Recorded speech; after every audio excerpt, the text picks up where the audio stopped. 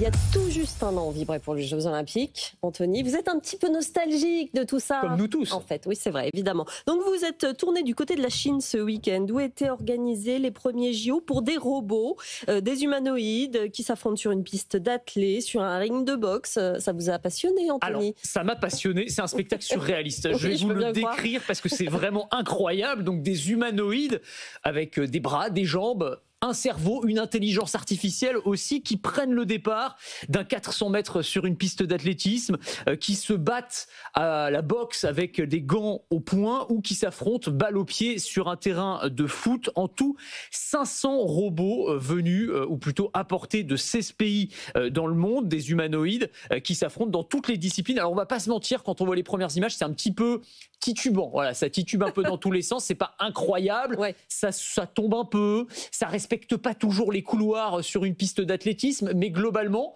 c'est quand même pas mal. Alors c'est vrai qu'au niveau des temps et des performances, on n'est pas sur ce que peuvent faire des êtres humains de très haut niveau. Je vous donne un exemple. Sur le 1500 mètres, il y avait une épreuve de 1500 mètres. Eh bien, le robot qui l'emporte, c'est un Chinois. Il met 6 minutes 29. On est très loin des 3 minutes 26 d'Ishamel Guerrouj. Il y a un peu de marge. Ça fait du 14 km/h. C'est pas mal quand même pour un robot. Ouais. Mais il y a un petit peu de travail quand même. Est-ce qu'un jour, il pourrait affronter un homme, finalement, dans une épreuve comme ça? Est-ce qu'on pourrait regarder des matchs homme-machine? Oui, alors c'est un spectacle. Peut-être qu'il y aura un public pour ça. Moi, je serais assez friand de regarder ce genre de spectacle. Alors, c'est le nouveau Graal des chercheurs et des spécialistes de la robotique et de l'intelligence artificielle. En gros, l'idée, c'est qu'aujourd'hui, l'IA nous bat dans toutes les disciplines intellectuelles, si on peut dire, les échecs, le jeu de Go. Et donc, la prochaine frontière, ça va être le sport. Alors, les progrès sont plus ou moins spectaculaires en fonction des sports. On a par exemple Google qui a mis au point un robot pongiste qui est assez efficace. Il est vraiment pas mauvais. Alors, il n'est pas du niveau des frères Lebrun. Enfin, il a donc une raquette. Donc, c'est un bras robotique équipé d'une raquette. Il analyse avec une caméra intelligente les coups et il est capable de rendre coup pour coup. Un robot qui est très spectaculaire, c'est celui qui a été conçu par Toyota pour le basket. Un robot basketteur, mais alors qui est plus fort que, y compris que Steph Curry à 3 points. Il est quasiment infaillible, c'est-à-dire qu'en fait, il met tous les paniers possibles et imaginables. Il a mis 2000 lancers francs de suite, par exemple. Donc ça, pour les humains, c'est quand même très, très compliqué. Par contre, c'est un robot qui est statique. Donc, il ne peut pas encore dribbler, etc. Mais c'est quand même impressionnant.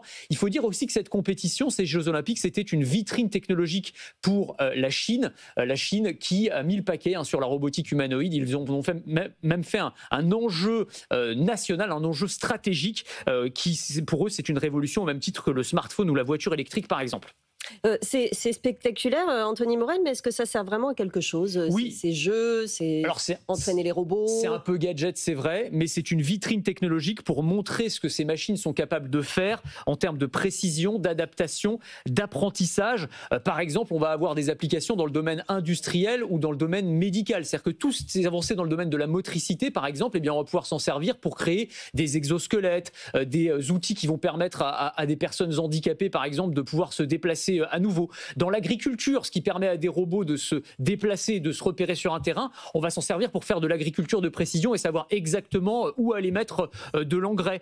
On va aussi pouvoir s'en servir de ces robots pour des missions de sauvetage, les envoyer dans des zones qui sont un peu dangereuses, ce genre de choses. Ça aussi, on va pouvoir le réaliser. Et puis, il pourrait accessoirement servir de sparring partner, de compagnon d'entraînement. Surtout, en fait. Et oui, c'est ça qui va être intéressant. C'est génial, ça améliorerait réellement les capacités humaines. Avoir, en tant que coureur, avoir un robot lièvre qui court devant soi et qui vous montre l'allure, c'est quand même assez extraordinaire. Même au vélo. Et en vélo, génial aussi. Merci beaucoup, Anthony Morel.